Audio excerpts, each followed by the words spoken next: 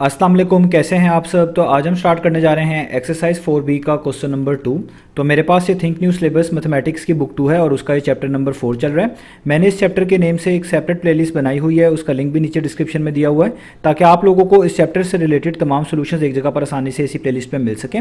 इसके अलावा आपको डिस्क्रिप्शन में मेरे सोशल अकाउंट्स के लिंक यानी मेरी फेसबुक प्रोफाइल, मेरी इंस्टाग्राम प्रोफाइल और मेरा ईमेल आईडी भी मिल जाएगा। आप इन्हीं अकाउंट्स के थ्रू अपने क्वेश्चंस को, सजेशंस को मुझ तक भी पहुंचा सकते हैं। तो आइए स्टार्ट करते हैं हम क्वेश्चन नंबर 2 को। तो क्वेश्चन नंबर 2 की स्टेटमेंट में मेंशन है यहाँ पर simplify each of the following expressions. तो आपको कहा जा रहा है कि क्वेश्चन नंबर 2 में जो डिफरेंट पार्ट्स में डिफरेंट एक्सप्रेशंस गिवन है, आपने इनको सिंप्लीफाई करके दिखाना है। सिंप्लीफाई के मीनिंग होते हैं चीज़ों को सिंपलर टर्म्स में एक्सप्रेस करना। तो अक्सर अगर आपके पास अलजेब्रिक एक्सप्रेशन मेंशन हो, उसमें कहीं पे राउंड ब्रैकेट्स मेंशन हो, तो आपने उन राउंड ब्रैकेट्स को ओपन करना होता है। कोई टर्म्स ऐड सब्ट्रैक्ट हो सकती हैं, उनको ऐड सब्ट्रैक्ट करना होता है। इस तरीके से आपकी एक्सप्रेशंस जो है सिंप्लीफाई हो पाती हैं। तो आइए स्टार्ट लेते हैं हम सबसे पहले इसके पार्ट नंबर ए से। तो पार्ट नंबर ए में जो एक्सप्रेशन लिखी हुई है वो ये है। तो सबसे पहले लिखा हुआ है 4 जो कि मल्टीप्लाई हो रहा है एक राउंड ब्रैकेट्स के साथ, जिसमें लिखा हुआ है 2a + 3 राउंड ब्रैकेट क्लोज। आगे लिखा हुआ है +5a जो कि मल्टीप्लाई हो रहा है एक और राउंड ब्रैकेट के साथ, जिसमें लिखा हुआ है a + 3 और राउंड ब्रैकेट क्लोज।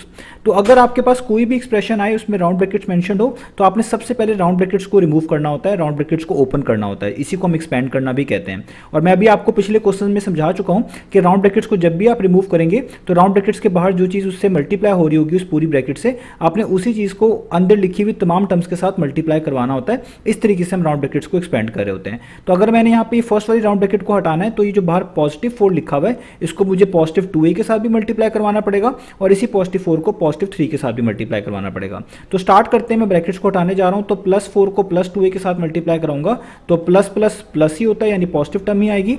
4 × 2 होता है 8, आगे a साथ वैसे का वैसे यानी 8a। अब इसी तरीके से +4 को +3 के साथ मल्टीप्लाई करवाएंगे तो प्लस प्लस प्लस ही होता है, यहाँ पे आ जाएगा प्लस, और 4 3 टाइम्स कितना हो गया, वो हो गया 12। तो ये मैंने पहली ब्रैकेट्स को एक्सपेंड कर लिया, ओपन कर लिया। अब आगे भी ऐसे ही करना है, आपने ब्रैकेट्स हटानी है। तो यहाँ पे +5a लिखा हुआ है, इसको आप इनसाइड पहले a के साथ मल्टीप्लाई करेंगे। a भी पॉजिटिव टर्म है, प्लस प्लस प्लस ही होता है, तो पहले प्लस लिख लें। 5a × a करेंगे तो 5 तो वैसे का वैसे ही आ जाएगा, और a × a कितना होता है, वो होता है a²। तो यहाँ पर आ जाएगा 5a²। आप जानते हैं जब दो एक जैसी चीज़ें मल्टीप्लाई होती है उनके ऊपर पावर 2 आ जाती है। अब इसी तरह +5a को +3 के साथ मल्टीप्लाई करना है, प्लस प्लस प्लस ही होता है, आप प्लस ही लिखेंगे। 5 × 3 करेंगे, वो होता है 15, और ये जो a है ये साथ वैसे का वैसे, ये हो गया 15a। अब जब आपने यहाँ पे टर्म्स लिख लेनी है, अब आपने देखना है वो कौन से टर्म्स हैं जिनको हम ऐड कर सकते हैं। तो अलजेब्रा में वही टर्म्स ऐड हो सकती हैं जिनमें सेम वेरिएबल आ रहा हो विद सेम पार। तो अब आपने देखना है कि यहाँ पे जैसे पहले टर्म 8a है और इधर लास्ट टर्म जो है +15 है, इन दोनों में सेम टर्म जो है, इन दोनों टर्म में सेम जो लेटर a है वो मौजूद है विद सेम पार। तो इन दोनों को तो आप ऐड करवा सकते हैं। 5a² जो टर्म लिखी हुई है, इस जैसी कोई और टर्म नहीं है, यानी कोई और टर्म ऐसी नहीं है जिसमें a² आ रहा हो, तो इसको किसी में भी ऐड नहीं करवा सकते। तो कोशिश करें आप वो वाली टर्म सबसे पहले लिख लिया करें जिनमें ऐसे वेरिएबल्स आ रहे हो या ऐसे लेटर्स आ रहे हो जिनके ऊपर सबसे बड़ी पार हो। जैसे यहाँ पे देखें a के ऊपर पार्ट 2 है और किसी भी टर्म में a के ऊपर पार्ट 2 नहीं है, तो पहले इस टर्म को आप यहाँ पे लिख लें। तो ये +5a² है, आप इसको लिख लें +5a²। यहाँ पे पीछे प्लस भी लिख सकते हैं, ना भी लिखें तो भी ठीक है। इसके बाद a² से छोटी पार क्या होगी, वो होगी सिंपल a, यानी a⁻1। तो उन वाले टर्म्स को लिखें, वो ये वाली टर्म्स हैं। +8a यहाँ पे लिख लें +8a, और एक ये वाली टर्म है +15a, तो ये हो गया +15a। और बिल्कुल एंड पे आप कोशिश किया करें कांस्टेंट लिखें जिसमें कोई भी लेटर या वेरिएबल नहीं होता, तो वो है +12। तो ये बिल्कुल एंड पे लिख दें +12। अब ये जो आपके पास 5a² है, ये तो वैसे का वैसे ही आ जाएगा। अब यहाँ पे ये +8a +15a है, तो इसका मतलब ये है कि आपने 8a को और 15 को क्या करना है, 8a और 15a को ऐड करना है, क्योंकि प्लस प्लस क्या होता है, प्लस ही होता है। तो अगर आप 15 में 8 ऐड करेंगे तो आपके पास आ जाएगा 23। यहाँ पे आप लिखेंगे 23, साथ दोनों में a है तो यहाँ पे भी a ही लिखना पड़ेगा। साइन बड़ी वैल्यू को आएगा, बड़ी वैल्यू 15a है, यानी बड़ी टर्म 15 है, उसके पीछे प्लस का साइन है, तो आप भी यहाँ पे प्लस का साइन लगाएंगे। और एंड पे एट द एंड जो है +12, तो वैसे का वैसे ही आ जाएगा। तो अब आप देखें इन तीनों टर्म्स में कोई भी ऐसी टर्म नहीं है जो आपस में ऐड सब्ट्रैक्ट हो सकती हो, तो इसका मतलब यही हमारा फाइनल आंसर है। इससे आगे हम इनको सिंप्लीफाई नहीं कर सकते। तो ये हो गया हमारा ए पार्ट। अब चलते हैं इसके बी पार्ट की तरफ। तो अब हम स्टार्ट कर लेते हैं पार्ट नंबर बी को। तो पार्ट नंबर बी में भी जो आपको सामने एक्सप्रेशन है वो मेंशन नजर आ रही है। यहाँ पे भी 2 राउंड ब्रैकेट्स हैं, पहले इन्हीं को हमें मैनेज करना पड़ेगा, इनको ओपन करना पड़ेगा, तभी हम आसानी से इस पूरी एक्सप्रेशन को सिंप्लीफाई कर पाएंगे। तो आइए स्टार्ट करते हैं। तो सबसे पहले जो हमारे पास ये वाली राउंड ब्रैकेट्स हैं, हम इनको हटाएंगे। तो जब भी हम राउंड ब्रैकेट्स को हटाते हैं तो राउंड ब्रैकेट्स के जो पीछे जो भी चीज़ मैंशन होगी जो कि इस पूरी राउंड ब्रैकेट्स के लिहाज से उसका कॉफिशिएंट भी कहलाया जा सकता है, उसका फैक्टर भी कहलाया जा सकता है, उसको अंदर लिखी हुई तमाम टर्म्स के साथ आपको मल्टीप्लाई करवाना पड़ेगा। तो यहाँ पे लिखा हुआ है पॉजिटिव 9b और इधर लिखा हुआ है ब्रैकेट्स में सबसे पहली टर्म पॉजिटिव 5। तो प्लस प्लस तो क्या होता है, वो होता है 5, प्लस प्लस तो होता है, वो होता है प्लस। अब आपने 9 को पहले 5 से मल्टीप्लाई करना है, 9 5 टाइम्स कितना होता है, वो होता है 45। तो आप यहाँ पे लिख देंगे 45 और ये वाला b साथ वैसे का वैसे ही, तो ये आ गया पॉजिटिव 45b। अब इसी तरीके से आपने पॉजिटिव 9b को नेगेटिव 2b के साथ मल्टीप्लाई करवाना है। तो प्लस माइनस क्या होता है, वो होता है माइनस 9 2 टाइम्स कितना हो जाएगा 18 और b टाइम्स करने से b स्क्वायर हो जाएगा। तो यहाँ पे आ गया नेगेटिव 18b स्क्वायर। अब आगे भी ऐसे ही फॉलो करें, यहाँ पे भी राउंड ब्रैकेट हटाना है। तो पॉजिटिव 3 को अंदर लिखी हुई तमाम टर्म्स के साथ मल्टीप्लाई करवाना पड़ेगा। पॉजिटिव 3 को पॉजिटिव 6 के साथ मल्टीप्लाई करेंगे तो प्लस प्लस प्लस ही होगा। 3 6 टाइम्स कितना हो जाएगा, वो हो जाएगा 18।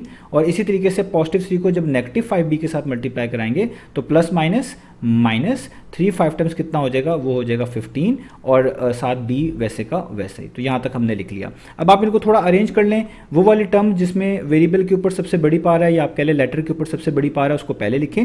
जैसे आप देखें ये वाली जो टर्म है इसमें b स्क्वायर मेंशनड है और कोई भी टर्म ऐसी नहीं है जिसमें b स्क्वायर आ रहा हो, या कोई ऐसी टर्म है इधर ऐसी मेंशनड नहीं है जिसमें इससे बड़ी पावर आ रही हो 2 से बड़ी। तो जो टर्म ऐसी होगी जिसमें वेरिएबल के ऊपर या लेटर के ऊपर सबसे बड़ी पावर होगी उसको आप कोशिश करें पहले लिख लें। तो मैं इस नेगेटिव 18 b स्क्वायर को क्या लिख रहा हूँ, पहले लिख रहा हूँ। इसके बाद हम b वाली टर्म्स लिखेंगे। जैसे ये एक टर्म है पॉजिटिव 45b, इसको आप आगे लिख लें पॉजिटिव 45b।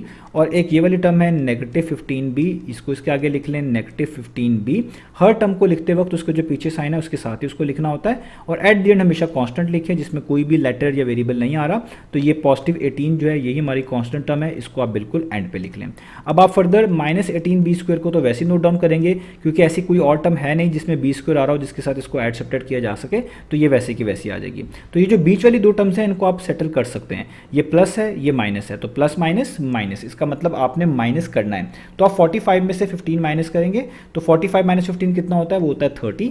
दोनों में लेटर जो है b मौजूद है तो आप यहाँ पे भी b ही लिखेंगे और साइन बड़ी टर्म का आएगा। 45b बड़ी टर्म है, उसके पीछे प्लस का साइन है तो आप यहाँ पर प्लस का साइन लगाएंगे इस तरीके से। और एट द एंड आपके पास क्या आ जाएगा प्लस 18, ये वैसे का वैसे ही। इससे आगे आप इनको सिंप्लीफाई नहीं कर सकते। तो ये हमारा b पार्ट भी हो गया। अब चलते हैं इसके नेक्स्ट पार्ट की तरफ। तो अब आपको सामने स्क्रीन पर पार्ट नंबर सी लिखा हुआ नजर आ रहा है। यहाँ पे भी दो राउंड ब्रैकेट्स मेंशन्ड है। हम पहले इन्हीं को ओपन करेंगे और उसके बाद इस पूरी एक्सप्रेशन को सिंप्लीफाई कर पाएंगे। तो आइए स्टार्ट करते हैं। तो यहाँ पर जो पहली राउंड ब्रैकेट्स हैं इसमें 3c+1 लिखा हुआ है, बाहर c लिखा हुआ है। तो राउंड ब्रैकेट्स को जब ओपन करेंगे तो बाहर लिखा हुआ c अंदर लिखी हुई तमाम टर्म्स के साथ मल्टीप्लाई होगा। तो जल्दी जल्दी करते हैं। ये प्लस 3c है, ये प्लस c है, प्लस प्लस प्लस ही होता है। c मल्टीप्लाई बाय 3c करेंगे तो 3 वैसे का वैसे ही आ जाएगा। c मल्टीप्लाई बाय c कितना हो जाएगा, c स्क्वायर। तो ये हो गया 3c स्क्वायर। अब प्लस c को प्लस 1 के साथ करना है, प्लस प्लस प्लस ही होता है। और c मल्टीप्लाई बाय 1 कितना हो जाएगा, c। आपको पता है किसी नंबर को या किसी भी चीज़ को 1 के साथ मल्टीप्लाई करें तो उसमें कोई फर्क नहीं होता। तो c को जब मल्टीप्लाई बाय 1 किया तो c ही हमें वापस मिल गया।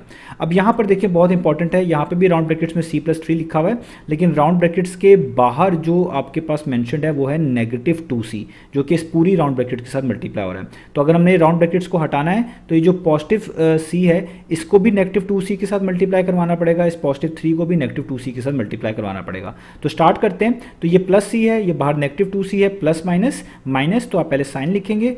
2c को जब c के साथ मल्टीप्लाई करेंगे तो ये आ जाएगा 2 तो वैसे का वैसे ही, c मल्टीप्लाई बाय c कितना हो जाएगा, c स्क्वायर। अब इसी तरीके से जब आप नेगेटिव 2c को प्लस 3 के साथ मल्टीप्लाई करेंगे तो प्लस माइनस माइनस, यहाँ पे माइनस लिखेंगे। 2 मल्टीप्लाई बाय 3 होता है 6 और ये जो c है ये 7 वैसे का वैसे ही। अब आप इनको थोड़ा सी इनकी अरेंजमेंट करेंगे, यानी वो टर्म्स जिसमें सबसे वेरिएबल के ऊपर या लेटर के ऊपर सबसे बड़ी पावर है उसको पहले लिख लेंगे। जैसे ये वाली टर्म देखें इसमें 3c स्क्वायर लिखा हुआ है, इस वाले टर्म में लिखा हुआ है नेगेटिव 2c स्क्वायर। दोनों टर्म में c के ऊपर पावर 2 है और 2 से बड़ी पार्ट इस पूरी एक्सप्रेशन में नहीं है। तो पहले इनको ही हम लिख लेते हैं। तो मैं यहाँ पे लिखूंगा पॉजिटिव 3c स्क्वायर पहले, इसके बाद लिखूंगा नेगेटिव 2c स्क्वायर और इसके बाद जो टर्म्स बच गई हैं उनको लिखूंगा, जो कि एक है प्लस c और दूसरी है हमारे पास ये लास्ट वाली माइनस 6c। अभी देखिए सॉल्व हो सकती है पहली दो टर्म्स, ये लाइक टर्म्स है, दोनों में same letter with same power आ रहा है, इनको आप ऐड सब्ट्रैक्ट कर सकते हैं। तो ये प्लस है, ये वाली टर्म माइनस की है, प्लस माइनस माइनस, यानी 3 में से 2 माइनस कर दें तो वो कितना आ जाएगा 1 और साथ c स्क्वायर वैसे ही, इसको आप सिंपल c स्क्वायर भी लिख सकते हैं। यहाँ पे ये दोनों भी सॉल्व हो सकती हैं। ये है प्लस माइनस माइनस, यानी आपको माइनस करना है, इधर c के साथ कुछ नहीं लिखा हुआ तो आप अपनी आसानी के लिए 1 कंसीडर कर सकते हैं। तो प्लस माइनस माइनस यानी माइनस करना है, आप 6 में से 1 माइनस कर दें, वो आ जाएगा 5। दोनों में c मौजूद था तो यहाँ पे भी c आएगा यानी 5c। साइन बड़ी टर्म का तो 6c बड़ी टर्म थी, उसके पीछे माइनस है तो ये आ जाएगा माइनस। तो ये हमारा आंसर आ गया। इसी आंसर को आप ऐसे भी लिख सकते हैं, अगर आप ये c स्क्वायर के साथ वाला 1 ना लिखें तो ये हो जाएगा c स्क्वायर माइनस 5c। तो इससे आगे हम इसको सिंप्लीफाई नहीं कर सकते। ये हो गया हमारे पास इस पार्ट नंबर सी का आंसर। तो अब आप इनको थोड़ा सी इनकी अरेंजमेंट करेंगे, यानी वो टर्म्स जिसमें सबसे वेरिएबल के ऊपर या लेटर के ऊपर सबसे बड़ी पावर है उसको पहले लिखेंगे। जैसे ये वाली टर्म देखें इसमें 3c स्क्वायर लिखा हुआ है, इस वाले टर्म में लिखा हुआ है नेगेटिव 2c स्क्वायर। दोनों टर्म में c के ऊपर पावर 2 है और 2 से बड़ी पार्ट इस पूरी एक्सप्रेशन में नहीं है। तो पहले इनको ही हम लिख लेते हैं। तो मैं यहाँ पे लिखूंगा पॉजिटिव 3c स्क्वायर पहले, इसके बाद लिखूंगा नेगेटिव 2c स्क्वायर और इसके बाद जो टर्म्स बच गई हैं उनको लिखूंगा, जो कि एक है प्लस c और दूसरी है हमारे पास ये लास्ट वाली माइनस 6c। अभी देखिए सॉल्व हो सकती हैं पहली दो टर्म्स, जैसे ये वाली टर्म देखें इसमें 3c स्क्वायर लिखा हुआ है, इस वाले टर्म में लिखा हुआ है नेगेटिव 2c स्क्वायर। तो अब हम स्टार्ट कर लेते हैं पार्ट नंबर डी को। तो सामने आपको एक्सप्रेशन लिखी हुई नजर आ रही है, इसमें भी 2 राउंड ब्रैकेट्स हैं, पहले इन्हीं को ओपन करना पड़ेगा। तो स्टार्ट लेते हैं। तो सबसे पहले जो राउंड ब्रैकेट्स में लिखा हुआ है वो है 5d-4 और इस पूरी राउंड ब्रैकेट के साथ मल्टीप्लाई हो रहा है -6d।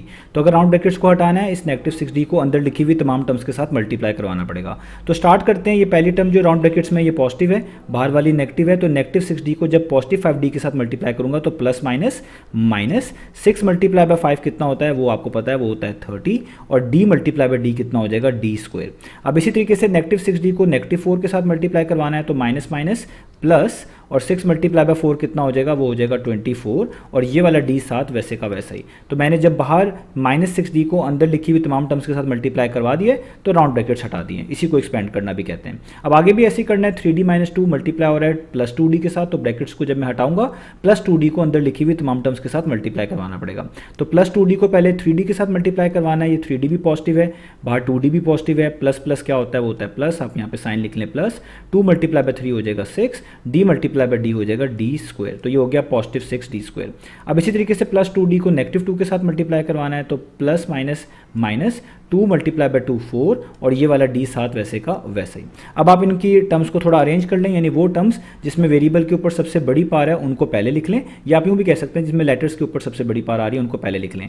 जैसे ये पहली टर्म है, इसमें d² लिखा हुआ है, ये थर्ड टर्म में भी d² लिखा हुआ है। d² का मतलब है यहाँ पर स्क्वायर सबसे बड़ी पार है, इससे बड़ी पार आपको कहीं भी लिखी हुई नजर नहीं आ रही होगी, तो इन्हीं टर्म्स को सबसे पहले लिख लेते हैं। तो मैं यहाँ पे लिखूंगा -30 d², इसके आगे लिखूंगा पॉजिटिव 6d² और बाकी जो टर्म्स बच गई हैं उसको बिल्कुल एंड पे लिख लेते हैं। जैसे ये वाली टर्म है पॉजिटिव 24d, तो ये यहाँ पे लिख दी, उसके बाद है -4d, तो ये इसके बाद यहाँ पे लिख दी।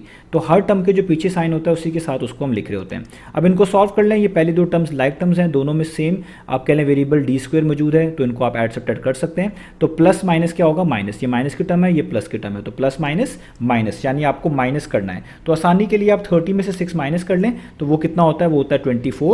दोनों में d² आ रहा था तो यहाँ पे भी d² आपको लिखना पड़ेगा। साइन बड़ी टर्म का आएगा, 30 d² वाली टर्म बड़ी थी, उसके पीछे माइनस का साइन है, तो आपको भी माइनस का साइन ही यहाँ पर लगाना पड़ेगा। तो ये आपने इनको सॉल्व कर लिया। अब आगे देखें, ये दो टर्म्स हैं, एक प्लस की है एक माइनस की है, प्लस माइनस माइनस, यानी आपको माइनस करना पड़ेगा।